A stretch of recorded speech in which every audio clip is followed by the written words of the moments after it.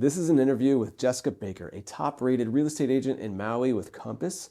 In this interview, she shares tremendous insight on what it's like to move to Maui, whether it be a primary or a secondary home. And if you're at all interested in moving to Maui and seeing the difference between living in Hawaii versus Florida, then this video is going to be very valuable. I really enjoyed this interview. This is the Kris Kennedy Podcast, and I hope you enjoyed this show. Hey, Jessica, good to see you. Aloha, Kris. Good to see you too. Aloha, and you're all the way in Maui. Thank you for being here today. It is my pleasure. Thank you. All right. So where are you from originally, and how did you get into real estate in Maui?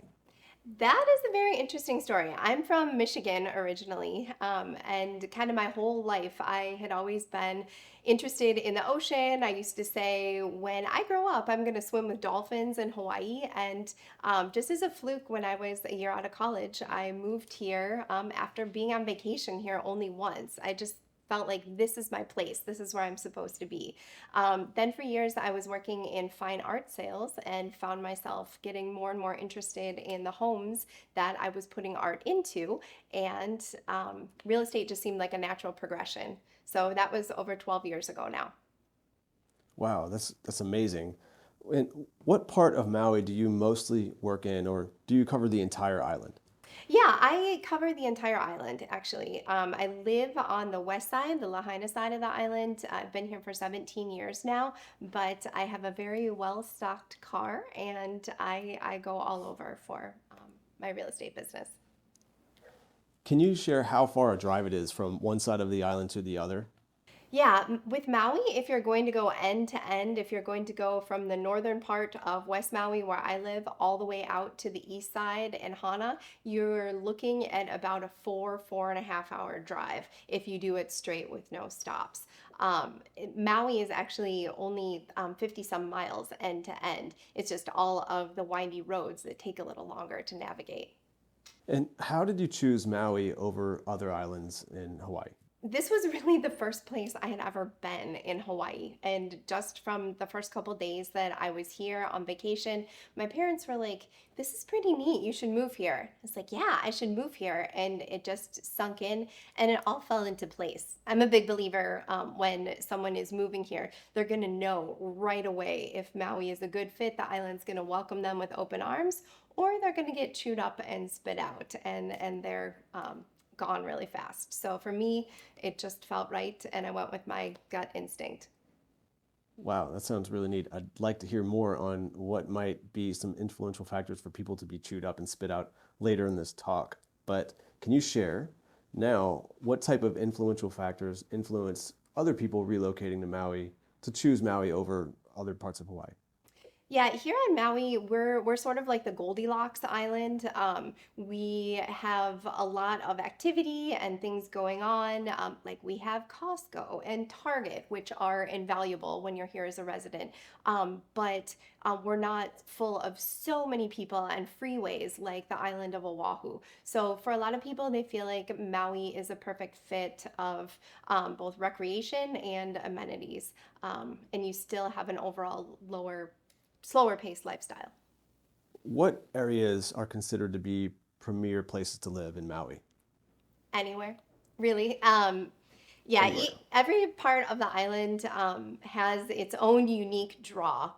So we have from the beach lifestyle, which is the most common that you see when people think of Hawaii, but we also have really rich farmlands that are upcountry. We have a big cowboy and ranch. It's called Paniolo culture here. We also have really amazing jungles and tropical areas with lots of rain. So every part of the island has its own unique character, and it's just more finding what is a match for someone who wants to move here. That said, the areas of the island that have the most expensive real estate are in those super beachy communities and resort type communities like Wailea McKenna, which is in South Maui.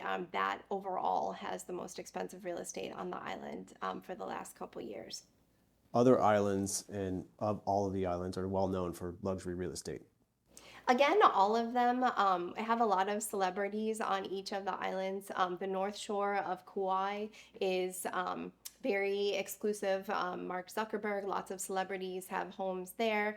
Also on the Big Island, on the Kona side of that island, there are some major exclusive gated communities.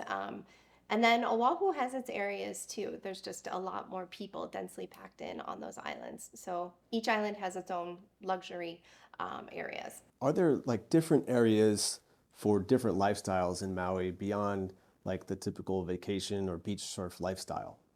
Oh, yeah, absolutely. One of the biggest things that has been booming here on the island over the last couple years is agricultural tourism. So there's a lot of really rich farmland. Pretty much everything will grow here and grow year round.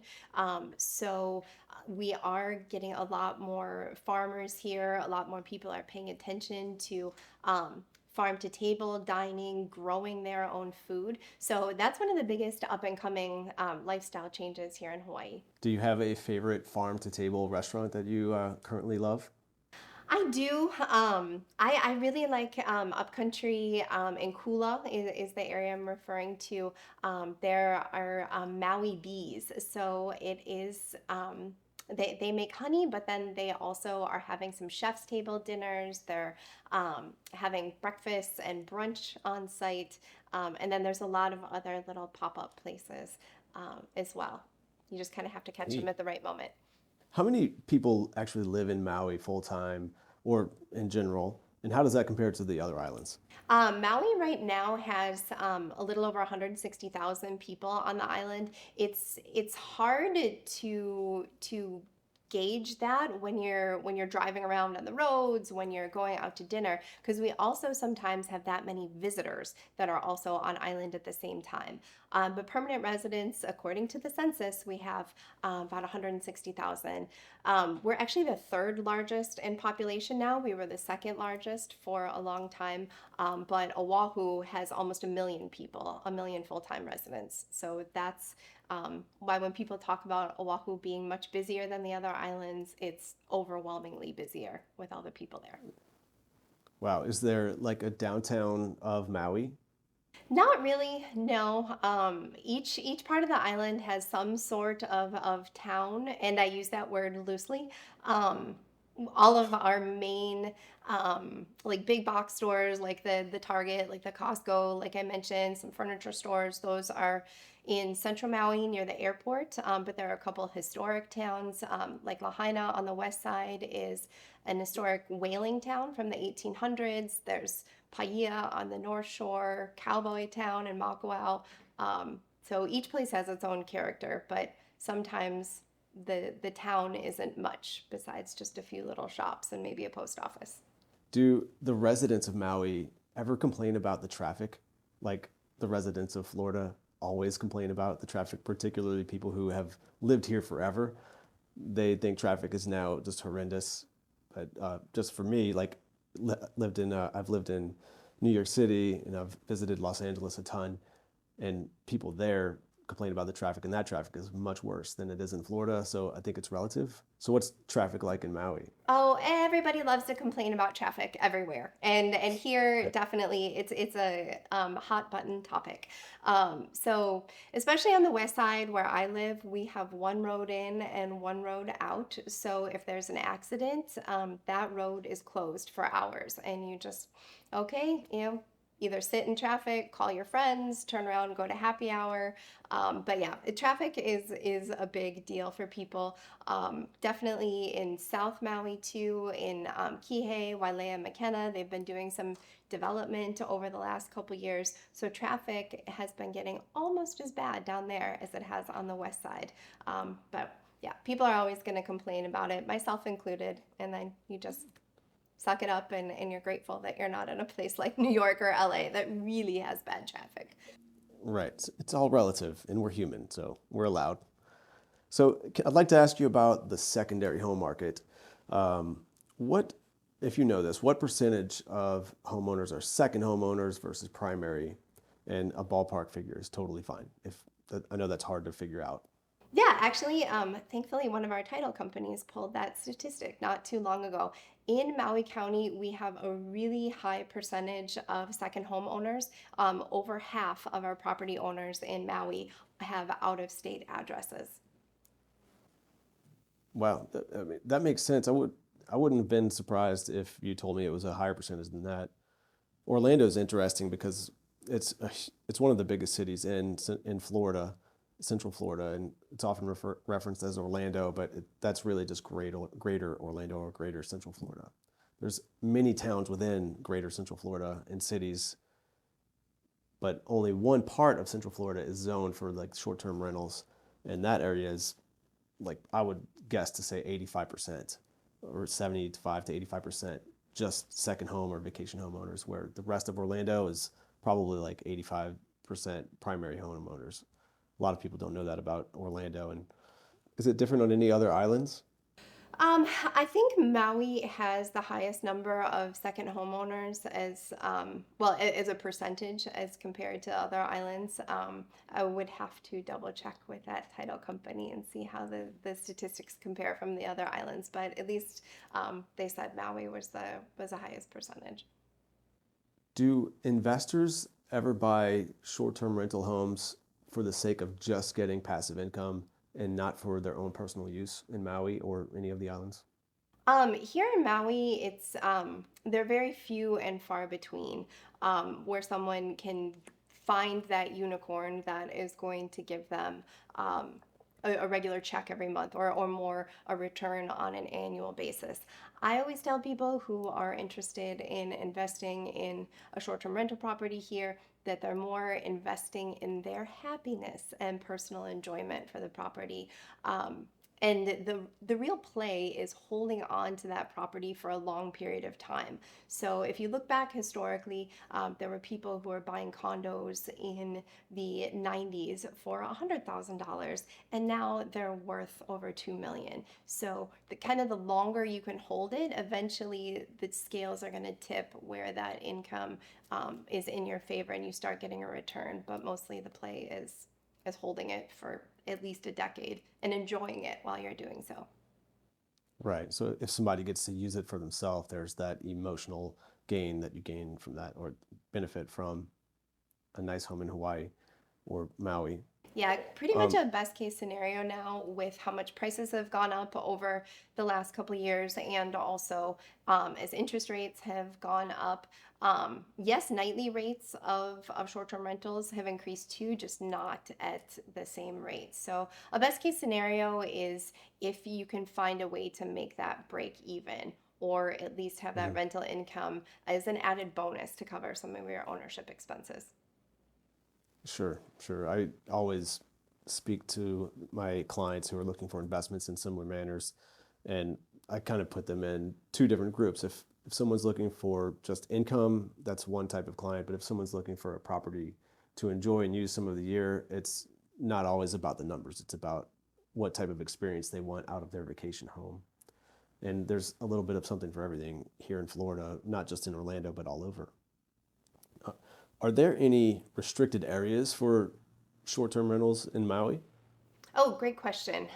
So most of them are concentrated either on the west side, which is Lahaina, Kaanapali, up to Kapalua, or on the south side of the island, which is Kihei, Wailea, and Makena. With houses, it has gotten a lot more complicated and pretty much impossible to get a permit for short-term rentals over the last couple of years.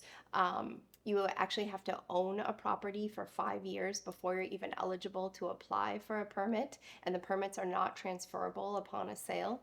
Um, so that's one factor with houses. And then condos are approved on a case by case basis. So they either have the appropriate underlying zoning or some kind of grandfathered use. There are a couple of houses scattered around the island that are located in these hotel zones districts that allow for short-term rentals, but there aren't very many of those that regularly hit the market. Is that something that has changed recently, or has that been around for a long time? Or can you tell us how the short-term rental laws have changed in recent, like past couple of years or whatever?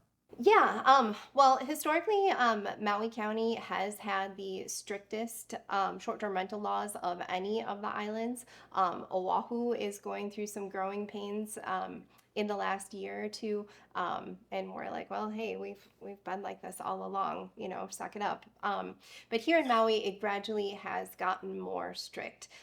So they originally started with a cap on the number of short-term rental permits in each part of the island. They when certain areas like the west side or the south side were getting close to the cap, they started coming up with these other laws like ownership requirements prior to being eligible to apply for the permit, which already was a really rigorous process.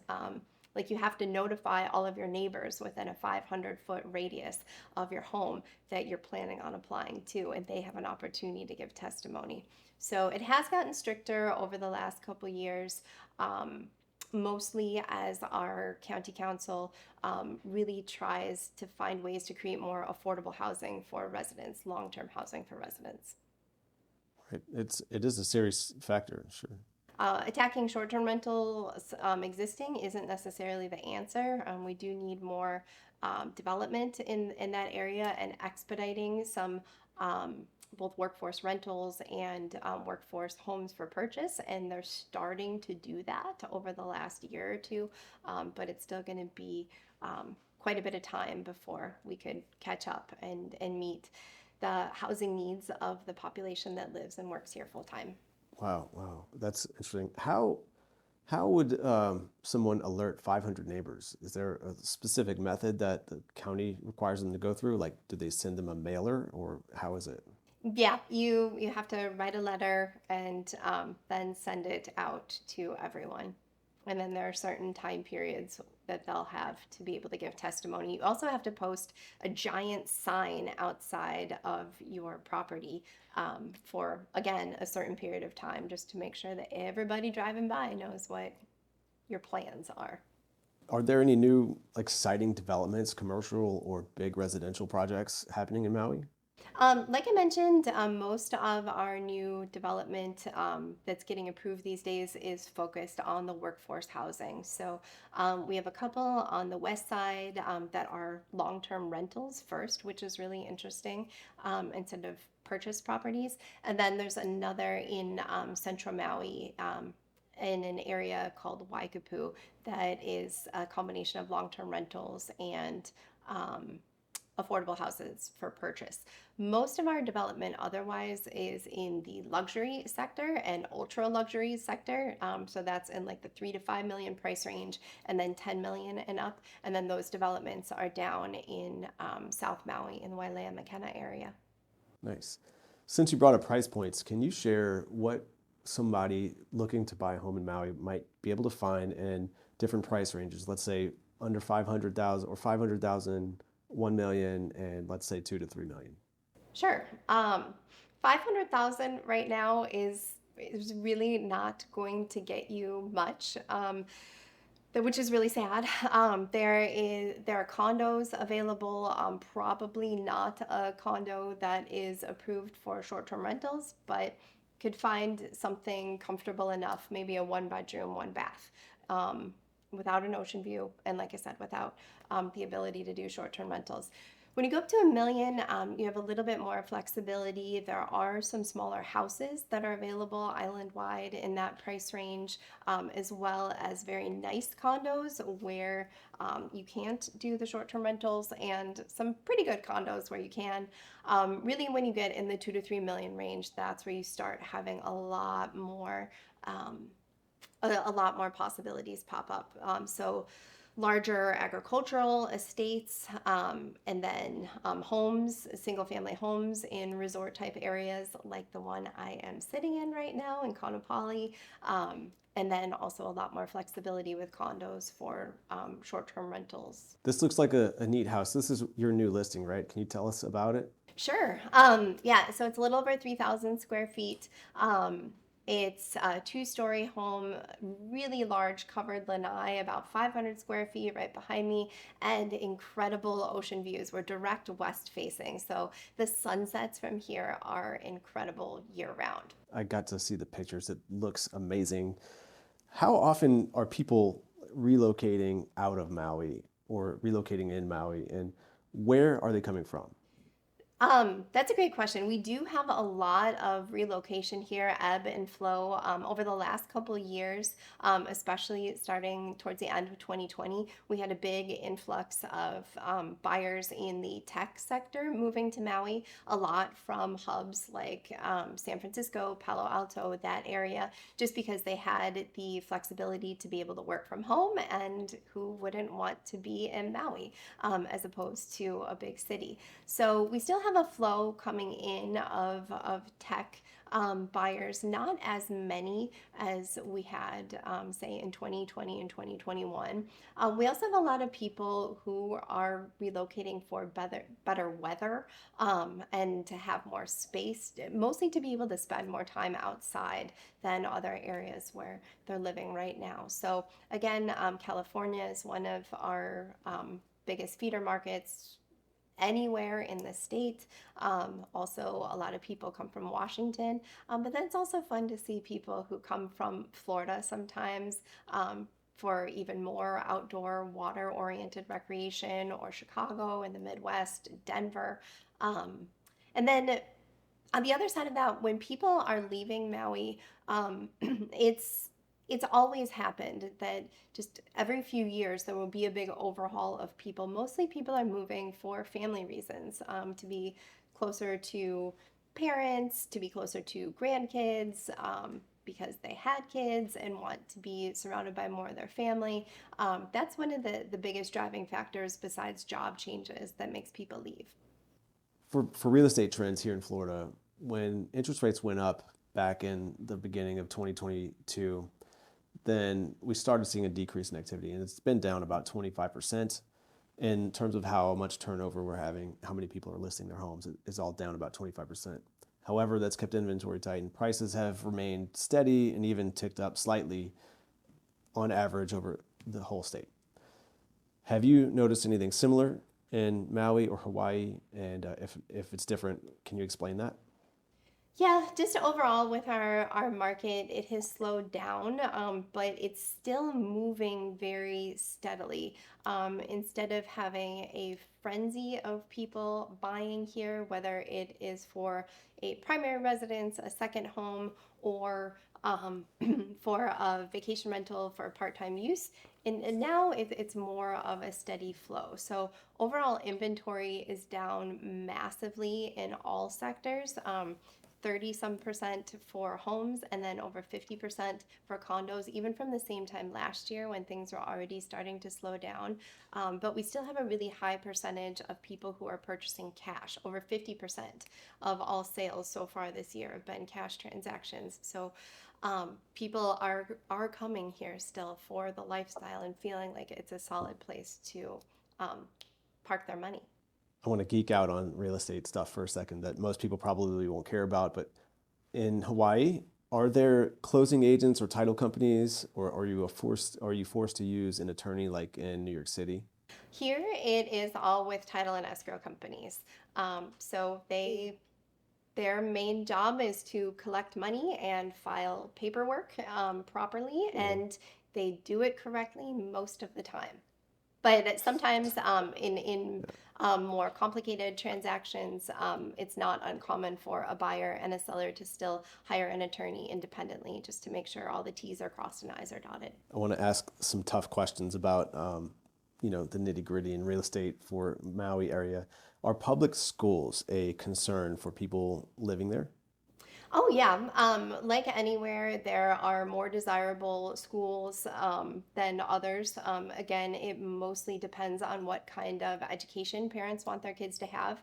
But in addition to public schools, we have a whole variety of private school options too, from more preparatory academies. We have two of those here on Maui. We have Montessori, we have Waldorf education. We also have a very large homeschool population too, and different communities.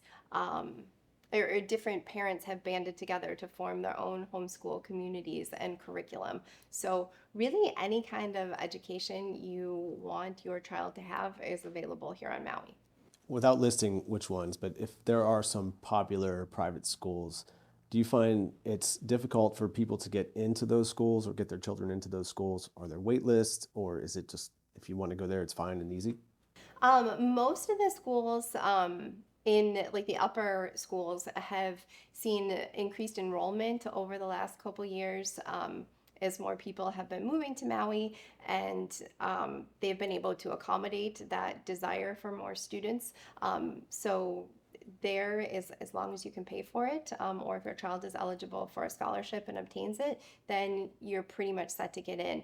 One of the most competitive areas is actually in preschools right now. That's what I hear about more than anything else. That the lower schools, the preschools, have long wait lists, and in some cases, when you have a baby, you have to sign them up to get them on a wait list to be in a particular preschool. I can believe that. I've got two kids in Florida. I've lived in Fort Lauderdale, Tampa Bay, and Orlando, Winter Park area at different times, of course. But the preschools are so difficult to get into in the desirable areas or where inventory is extremely low. In really well established public schools, it's very difficult to get them in. And basically, when you know someone is expecting a kid, is that's before you have the baby, is when you want to get on a wait list, and hopefully in 2 years you can get in. And some of these, it's not always like that, but it is competitive. And then what we find here, it's not dissimilar, but a little bit different. The bigger cities in Florida, like Tampa, Orlando, and Miami, Fort Lauderdale, the top rated public schools, you find that the real estate is very competitive to get into that area. So that's what makes it difficult to get into those public schools. And then the handful of private schools, it's also challenging because there's so many people that want to get in there for the density of people here. So getting on a wait list is important to do early. And it's something that a lot of people don't expect when they move here, that it's not always so easy to get into the best or more desirable schools in any of the major cities in Florida. That's really interesting in how the real estate is connected to that too. It makes perfect sense. Here, I guess, it doesn't, we have so much smaller population and such low inventory overall of homes that it doesn't really make certain school districts higher priced when it comes to purchasing homes than others. It's just more taking a wider view of the overall area versus, say, like Central Maui, like Wailuku, Kahului, that has some of the most desirable public schools. Those home prices to get in are still lower than on the west side, the Lahaina, Kaanapali, Kapalua area, and it's not directly connected to the more desirable schools. What are the state taxes like, or property taxes in Maui? Well, Hawaii does not have a sales tax. Instead, we have a tax, which is one of those things like traffic that everyone loves to complain about. It is called a general excise tax, and it is charged on everything from stuff you buy in the grocery store to real estate commissions. And that tax is for the privilege of doing business in the state of Hawaii. So, I have a pretty well composed rant on it, which I will spare for another day. Can you share the percentage? Yeah, it's 4%. And then there's a surcharge too for the island of Oahu. So that's 4.712%. Maui is 4.166%. But basically 4% of any kind of income is paid to the state. So that's a little frustrating. Right. Um, and then when it comes to real estate taxes, surprisingly, overall, Maui County has some of the lowest property tax rates in the entire country as a percentage of assessed value. Mostly that applies to homeowners when you make this your primary residence and are eligible to apply for and obtain a homeowner's exemption. It's 300,000 now off of the assessed value of your property, and then also a rate of less than half of what you would pay for a non-owner occupied property. So it's a really big savings. And then we do have a whole um, complicated system for assessing property taxes. Otherwise, the highest rates, of course, are the hotel zoned and short-term rentable Mm. properties. Can you give me an example if someone bought, let's say, a $1 million condo, what might their total property taxes be? Well, first question too, which also makes our system very convoluted, is the market sales price of a property most of the time does not match the tax assessed value. It's a very inefficient system. It's not like when a sale records, that becomes the new assessed value of a property. Hmm. But if someone is purchasing $1 million condo, that they is being used for short-term rentals, they would probably expect, if the assessed value is $1 million as well, around $10,000 a year in annual property taxes. Can I ask another tough question? Are there, are there any environmental threats like volcanoes or storms like we get hurricanes here in Florida? Funny you should mention that because right now our first tropical storm of the season is kind of knocking on Hawaii's door. We do have a major threat of hurricanes and tropical storms, just like Florida, but fortunately, they don't seem to do as much damage. A lot of them come from the east and tend to hit the big volcanoes on the Big Island first and then break up. So fortunately here in Maui, we are pretty sheltered from that, knock on wood. But there have been some major hurricanes in years past. Tsunamis are another possibility. Again, thankfully, we haven't had any do major damage in the last several years. And then earthquakes are another one. Occasionally, you'll feel a little bit of a rumbling, but mostly, we're just very lucky that nothing has been too destructive. Only over the last couple years, the storms that have really done a lot of damage, brought down a lot of trees, damaged roads, power lines, water lines, have been the ones that have just come out of nowhere. Big surprise. Okay, we're supposed to get a little rain, and then instead, just massive winds come out of nowhere. We have so many microclimates due to the topography of the old volcanoes here on the island that it is a difficult place to predict the weather, even though our local weatherman says we have the best weather on the planet, which is true. But when it comes to storms and things, they're difficult to track and predict. Speaking of weather, is there a best time of year to visit Maui or Hawaii for the weather? For most people, it's in the winter months just because they're coming out of some very cold, snowy, dreary climate. We really only have about a 10-degree annual temperature fluctuation year round. So right now, like traffic, us residents on the west side and south side of the islands are complaining about how hot it is. Oh, poor us.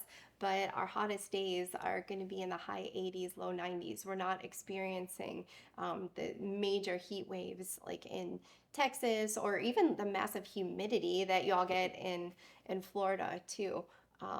So it's really excellent to visit year round. But like I said, for most people, the winter is best because they're escaping something really cold. So here in Florida, there's a season where it's, to me, very comfortable to be in the ocean. And that is about June until, let's say, end of November. The water feels amazing. And it gets actually pretty cold as you get into Central Florida and above, let's say Tampa or level with Orlando. It's called like New Smyrna Beach or Cocoa Beach. It starts getting a little chilly and it's not very comfortable. I like warm bath water almost when I'm in the ocean. What's the water like in Hawaii? Um, for the most part, you don't even need to wear a wetsuit when you go in to surf year round. Sometimes the folks who are doing big wave surfing on the North Shore in the winter months, of course, they're going to wear something a little thicker because they're out there for so long. But really, you can jump in the water anytime. And yes, there is a bath water season kind of right now. But even in January or February, jumping in, it's not going to be cold where you're cringing Right. and trying to duck out. What do Maui residents do for fun? Mostly Maui residents, we spend as much time outside as possible. There are all kinds of activities, major hubs for surfing, windsurfing, kite surfing, wing foiling. That all of that is huge. Paddling, traditional outrigger canoe paddling is very popular as well. Fishing, and just great stuff like going to the beach and hanging out. So that's all the water oriented stuff. There's a lot of great hiking opportunities. Like I mentioned, there's big ranching communities. So we have a lot of horseback riding, rodeo stuff. And um, really, the one thing we don't have here is any kind of nightlife. So if you're looking for, bars and dance clubs and things, Maui midnight is real, and that's about 9 p.m. when everything shuts down. So most of the recreation is all morning oriented and outdoors. Wow, that's something I didn't know. That's interesting. Can Let's wrap this up with a few more questions. What advice would you have for someone looking to relocate to Maui as a new full-time resident?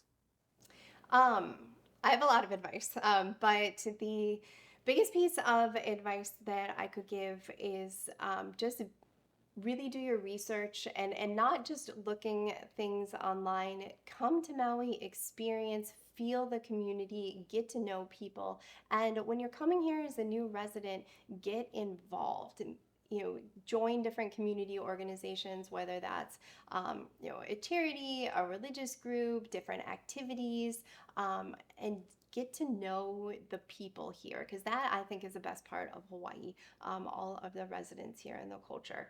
And if you don't get involved, that's sort of one of the things that will that could potentially cause Hawaii to chew you up and spit you out. Okay, and then similar question, what advice would you give to someone looking to get a secondary home in Maui? Again, I'll do a lot of research first. For most people who are interested in buying a second home, whether it's something that they plan to keep for their own personal use part of the year or do short-term rentals, mostly becomes a big financial question. What are all of the numbers? What are all the expenses? How much should I budget? Is some kind of reserve for maintenance? And make sure that you've done all of that proper planning first and have a way to maintain the property when you're not here, so resources for that. So it can be great, if you really are wanting a home out in the jungle per se that you're going to use 2 months a year, but you have to think about what is that property going to go through with all of the rainfall and mold potential and just massive growth of all of the landscaping in the 10 months of the year that you're not using it. And if you're not prepared to incur those expenses, then that's probably not the right fit for you as a second home. Let's say somebody's lived on Maui for a while and life events have influenced them to want to move back to somewhere in the United States, and they want to sell their home. What type of advice could you share with someone who's thinking about selling their home in the near future? Yeah, in this kind of climate right now, there is no reason that your property should not sell quickly. Inventory is super low, like I mentioned, so any property that is in good shape and priced well for what it is, even if it's not in good shape, it should sell. So the best advice is, even though we have general market trends of what's happening with pricing, there are little communities and little pockets that are behaving differently than the norm. So it's about doing as much detailed research as possible for your hyper-specific community to make sure that you are priced well for that tiny market and will sell fast.